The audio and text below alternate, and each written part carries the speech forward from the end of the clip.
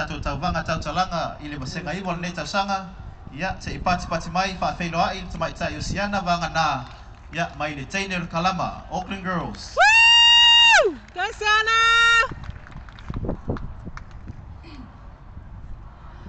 Oya weta fe fesio tamata lo fai.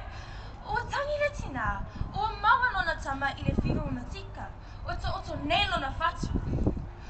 O le mata upo le ne aso. E fa pe fe ona tato fo ia le ne ngase o le figo matika po le siama ya fiali fatu. O te fa peloa i atu ma le falo alo i susunga i fa masino. E fa pe foi ona o fa talo fatu le mamalu o samo po spotso ma lole soi fua manuia. O le ale figo matika o se fa mai e a fua mai le a fia o le fa i se tulo mai siama. Mai ono a fa ina ai le fatu pe a le vavetunga fitia. O le kimo lo tato o la malolo ina ma puipuia mai lene fa mai. O awala nei e tolu e i loa e pe soswani foi i le puipuinga mai le fivo matika. Mua se tulo lava fa funga le atunu. O le tinga lea o le fai e au na vavesa i li soswani i se fo mai. Lo i ai foi le numero o valusilau ono tasi ono e te vili fuai pe ali soi fua malaloina mos sosoani. Lona lua o le fa maoni lea o le inuina o fuala au o fatunuina mai e fo mai.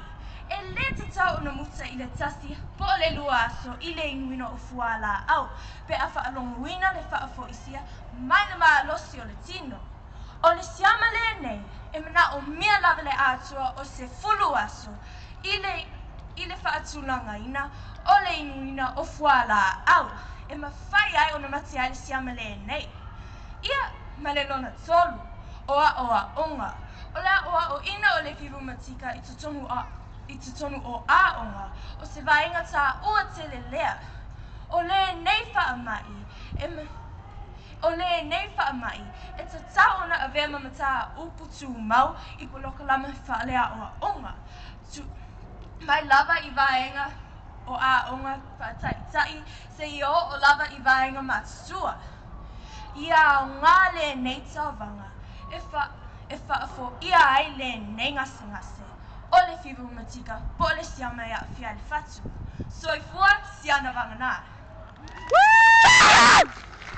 Pati mai tu batasi o ao mole